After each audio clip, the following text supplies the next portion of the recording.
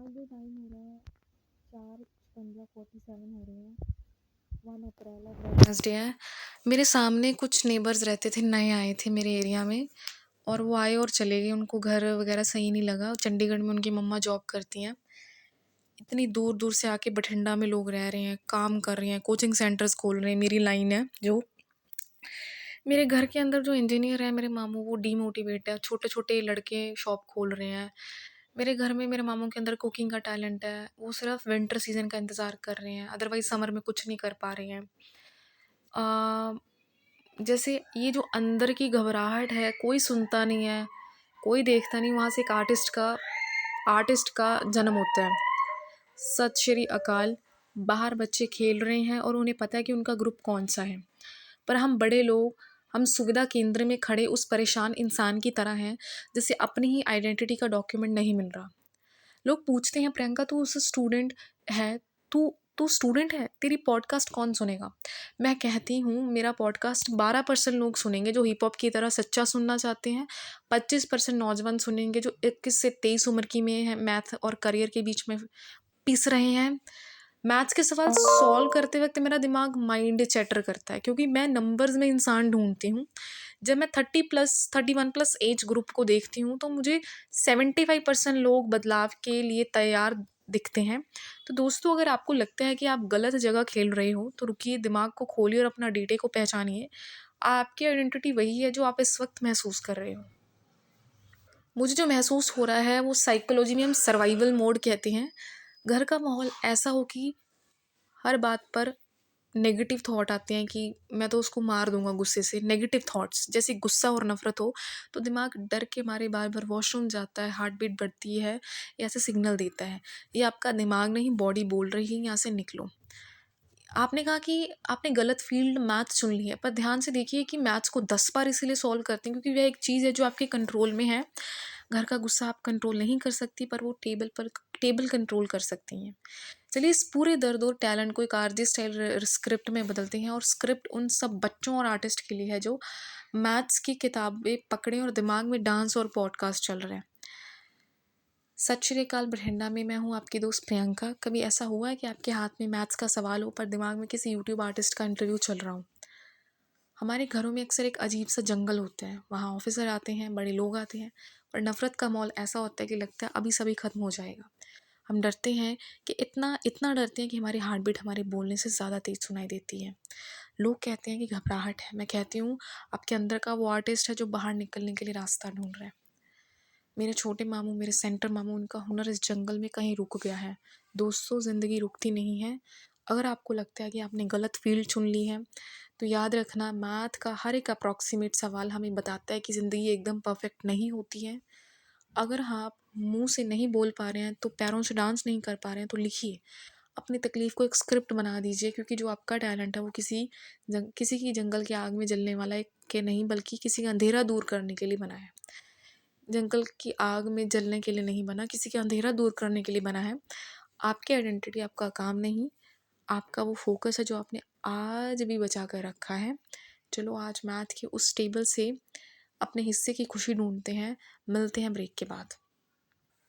Math के सवाल और अपने घर का हालत के बीच के सबसे बड़ा फ़र्क पहचान लिया, कोशिश।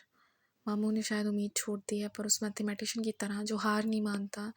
एक मैथमेटिशियन पहले कच्ची कहानियों को सुनता है, फिर उन्हें ध्यान से देखता है, एनालाइज करता है, उन्हें सही तरतीब देता है, अपडेट करता है, और फिर उन नंबर्स में बदलकर एक टेबल बनाता है, दुनिया उसे समझ सके।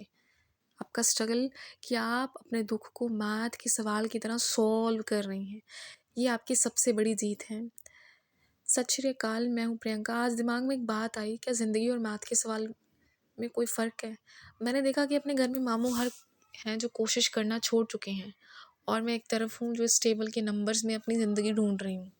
एक मैथमेटिशियन क्या करता है, वो पहले भीड़ में जाता है, लोगों की तकलीफ़ को डेटा की तरह सुनता है, उन्हें पॉइंट्स में लिखता है और फिर उन्हें सॉल्व करता है। दोस्तों, हम सब अपनी ज़िंदगी के मैथमेटिशियन हैं। अगर हम कोशिश नहीं करेंगे तो हम सिर्फ एक खाली कागज़ रह जाएंगे। मेरे घर में मेरा शोर, मेरी नफ़रत, मेरा गुस्सा, पर मैं उस गुस्से को 10 बार सॉल्व करती हूँ ताकि मैं उसका एक पैटर्न में बदल सकूँ। लोग कहते हैं मैं गलत फ़ील्ड चुन ली है। मैं कहती हूँ कि अगर आपने दुःख को सॉल्व करना सीख लिया तो मैथ का कोई भी अप्रॉक्सिमेट सवाल आपको रोक नहीं पाएगा। अगर आज आपको लगता है कि आप पीछे चले गए हैं तो याद रखिए मैथमेटिशियन भी पहले गलत कैलकुलेशन करता है, फिर उसे मिटाकर सही रास्ता ढूँढता है। कोशिश करते रहिए क्योंकि जिनकी कोशिश ज़िंदा है उसकी आइडेंटिटी कभी मर नहीं सकती। मिलते हैं ब्रेक के बाद। आज दिमाग थोड़ा भारी है, बिल्कुल उस सुविधा केंद्र की लाइन की तरह जहाँ लोग अपने डॉक्यूमेंट्स लेकर परेशान खड़े हैं। बाहर बच्चे खेल रहे हैं, उन्हें अपनी आइडेंटिटी का पता है, वो अपनी एज के बच्चों के साथ मग्न है। पर हम बड़ों की दुनिया में अक्सर अपनी जगह ढूंढते रह जाते हैं। The 25% struggle as 21 to 30। मैंने एक ऐसे मैथ्स के सवाल को सॉल्व किया। पता है कि क्या निकल कर आया? इस भीड़ में 25% लोग बिल्कुल मेरी तरह हैं, जो 21 से 30 साल की उम्र वाले हैं। जो कोशिश कर रहे हैं, जो पीछे हटकर दोबारा शुरू कर रहे हैं। इनमें से सबसे ज़्यादा लोग रॉक म्यूज़िक सुनते हैं क्योंकि उनके अंदर एक गुस्सा है, एक जुनून है। अगर आपको लगता है कि आप अकेले पीछे रह गए हैं तो याद रखिए हर 4 में से एक इंसान एक वक्त वही रॉक म्यूज़िक की आग में जल रहा है। The 12% voice hip hop truth. लोग मुझसे पूछते हैं, प्रियंका तुम एमकॉम की स्टूडेंट है तो ये पॉडकास्ट क्यों करती है? मैं ये उन्हें ये डेटा दिखाना चाहती हूँ कि दुनिया में सिर्फ 12% लोग हैं जो हिप हॉप की तरह बेबाक सच बोलना चाहते हैं। मेरा पॉडकास्ट उन्हीं 12% लोगों के लिए है जिनके दिमाग में माइंड चैटर चलता रहता है, जो गुस्से और नफरत के माहौल में भी अपने टैलेंट की फायर को बुझने नहीं देते। The 25% hope, the change in elders. हम सोचते हैं कि हमारे बड़े बुजुर्ग, हमारे मामू या वो ऑफिसर्स कभी बदलेंगे नहीं, पर मैथ्स ने आज मेरी आंखें खोल दी। 75% लोग जो 31 साल से बड़े हैं, वो पुरानी क्लासिकल रीत से आगे निकलना चाहते हैं, वो बदलाव ढूंढ रहे हैं, पर शायद उन्हें कोई बताने वाला नहीं है। जैसे मेरे मामू की कुकिंग का टैलेंट डर के नीचे दब गया है, वैसे ही इन 75% लोगों की उम्मीद कहीं खो गई है। The final equation. दोस्तों, ज़िंदगी पुराने लस्सी की तरह ख़राब हो सकती है अगर हम कोशिश छोड़ दें। मेरे मामू कोशिश नहीं कर रहे, पर मैं कर रही हूँ। मैं इस मैथ्स के सवाल को 10 बार सॉल्व करूँगी, 10 बार अपनी स्क्रिप्ट लिखूँगी, जब तक मेरी आइडेंटिटी मेरे काम से नहीं मेरी कोशिश से पहचानी जाए। याद रखना, मैथमेटिशियन भी पहले पॉइंट्स बनाता है, फिर सवाल सॉल्व करता है। आप भी अपने दुख को पॉइंट्स में बनाइए, फिर आंसर बना दीजिए। मेरे जो सेंटर मामू हैं, आज बात उन नंबर्स की जिन्हें हम ज़्यादा कहते हैं।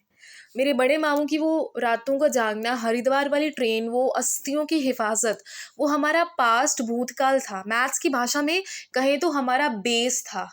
हम सोचते हैं वो वक्त चला गया, वो हमारी आइडेंटिटी का पहला पन्ना था। आज भी जब हम अपनी पुरानी नफरतों को देखते हैं तो लगता है कि हम वहीं रुके हैं। मामू का दर्द और 134 लोग। वर्तमान को देखिए, मेरे सेंटर मामू टैलेंट का खजाना, कुकिंग, पर दिमाग में नेगेटिव कोरिलेशन चल रहा है। एक तरफ हुनर है और दूसरी तरफ डिप्रेशन और फाइनेंशियल बोझ, बिल्कुल उस टेबल की तरह। इस टेबल में 134 लोग हैं, इनमें से 25% 31 से 30 आगे एज मेरी तरह स्ट्रगल कर रहे हैं। हार्ट बीट तेज है, बार बार घबराहट हो रही है। और 31 वाले, उनमें से 75% लोग बदलाव चाहते हैं, पर वो क्लासिकल पुरानी रीत का बोझ तले दबे हुए हैं। जो चीज़ उनके लिए नई थी अब वो पुरानी हो रही है क्योंकि नया टैलेंट सामने आ रहा है। मामू का वो दर्द ब्लूज 15 लोग और क्लासिकल 17 लोग का वो मिक्स है, और दुख पुरानी यादों का मोज।